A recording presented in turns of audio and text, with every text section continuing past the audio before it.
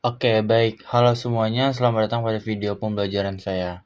Sebelumnya perkenalkan dulu, nama saya Rizky Ramadan dan pada hari ini dan pada video ini saya bakal menjelaskan materi terkait dengan manajemen pembiayaan pendidikan. Nah, teman-teman, manajemen pembiayaan pendidikan itu adalah sebuah proses atau perencanaan yang dimana pengolahkasian dan pengawasan juga dan yang pendidikan itu secara efektif. Tujuannya apa? Tujuannya adalah memastikan seluruh sumber daya keuangan yang digunakan secara optimal itu tuh menunjang kualitas belajar mengajar di sekolah. Nah, selanjutnya adalah konsep dasar dan prinsip. Nah, pada prinsip pengelolaan, dalam mengelola dana pendidikan itu terdapat 4 prinsip utama yang dimana harus dipegang teguh. Apa saja sih?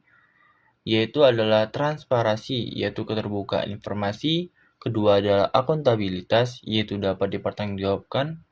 Yang ketiga adalah efektivitas, yaitu tepat sasaran.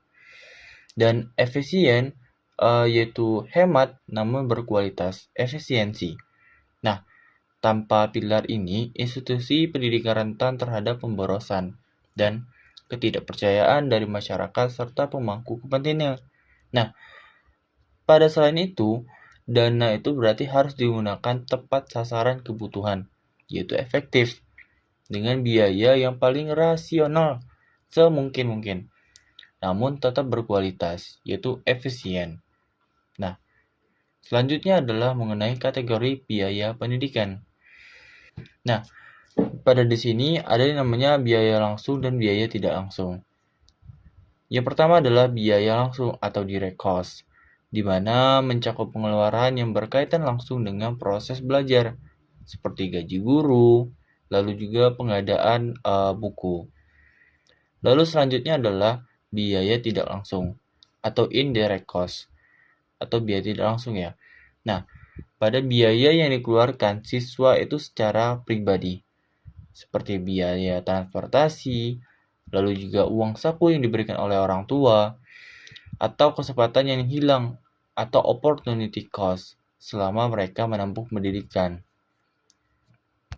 Nah, selanjutnya adalah sumber-sumber perdanaan. Nah, sebelumnya teman-teman sudah mendengar akan pendanaan, sebuah manajemen keuangan, efektivitas, efisien.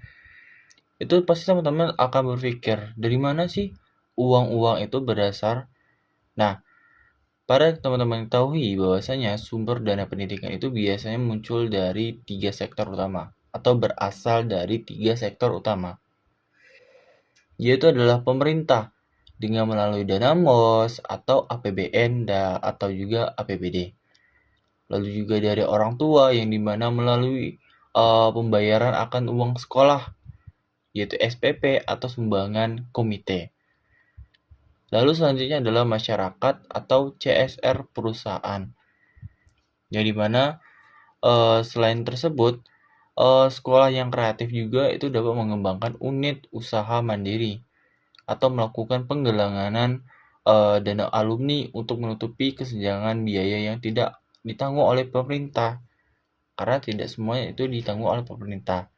Adanya balik lagi ke manajemen di mana akan pemerataan dari keuangan tiap-tiap yang didistribusikan. Selanjutnya adalah perencanaan anggaran atau RAPBS, RAPS, di mana penyusunan RAPBS harus didasarkan pada skala-skala yang prioritas dan kebutuhan akan nyata dari sekolah selama tahun ajaran. Nah, pada proses ini, itu tuh idealnya tuh melibatkan akan partisipasi dari guru dan komite. Kenapa? Karena agar anggaran yang disusun itu bersifat objektif, tepat sasaran. Perencanaan yang matang itu memastikan bahwa setiap rupiah yang dialokasikan untuk mendukung program peningkatan mutu akademik dan non-akademik siswa. Kenapa? Karena perencanaan itu harus disusun berdasarkan kebutuhan akan nyata dari sekolah dan juga melibatkan pemangku kepentingan agar anggaran tepat guna. Selanjutnya adalah pelaksanaan dan pengawasan, yaitu implementasi dan kontrol keuangan yang ketat. Nah, Setelah anggaran itu disahkan, tahap selanjutnya adalah penggunaan dana itu tuh sesuai dengan aturan perpajakan dan administrasi yang berlaku tidak. Nah, pada pengawasan yang dilakukan secara internal dari pihak leadership atau kepala sekolah dan juga dari pihak eksternal oleh pengawasan atau auditor untuk mencegah terjadinya penyelewengan keuangan tidak sasaran tersebut. Auditnya rutin bukan bertujuan mencari kesalahan, melainkan memastikan bahwa dana itu tetap berada di jalur yang benar sesuai dengan rencana awal dari akan pendidikan tersebut, sesuai dengan kebutuhan yang apa ya namanya? Yang mendapat gimana ya? Pengawasan rutin itu dilakukan untuk mencegah penyimpangan yang dimana serta memastikan bahwa setiap rupiah itu tuh benar-benar dialokasikan ke dampak positif bagi siswa. Begitu. Lalu selanjutnya yang terakhir adalah evaluasi dan laporan. Yang dimana pada tahap ini pertanggungjawaban dan perbaikan itu berkelanjutan, teman-teman.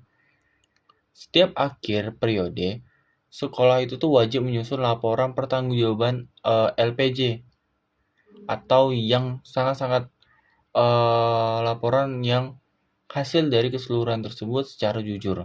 Mengapa?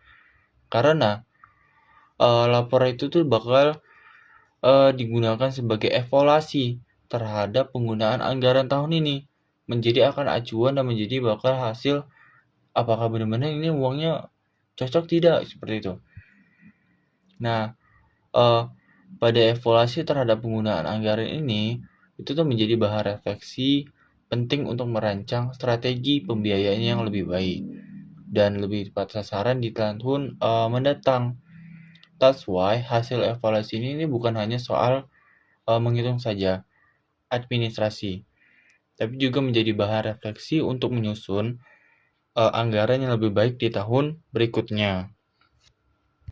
Dan mungkin segitu saja penyampaian dan pembahasan terkait dengan materi terus ini. Saya akhiri. Assalamualaikum warahmatullahi wabarakatuh.